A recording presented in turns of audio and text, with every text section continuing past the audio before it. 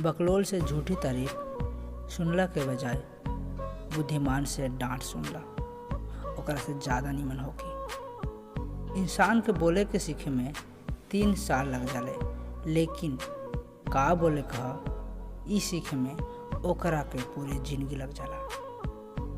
धरती पर कोई आदमी ऐसा ना होखी जेकरा समस्या ना होखी, और धरती पर कोई ऐसा समस्या ना हवाई जेकरा समाधान ना होखी। मंजिल चाहे कितनो भी ऊंचा काहे ना हा दोस्त, ओकर रास्ता हमेशा पैर के नीचे ही होखेला। अगर लड़े के बाना तो लोग से ना अपन मुश्किल से लड़ा, काहे कि जब मुश्किल हार जाले तो लोग खुद ब खुद हार जाले। अगर रास्ता में कोई रोड़ा बना तारे ना तो ओकरा के सम्मान दा, काहे कि भाई ओकरा पे चढ़ के तू आगे कामयाब होगा। तो कैसा लगा वीडियो भाई प्लीज़ कमेंट में ज़रूर बताएं। अगर आप लोगों की वीडियो पसंद आई होगी तो वीडियो को लाइक करिए, शेयर करिए, कमेंट करिए भाई।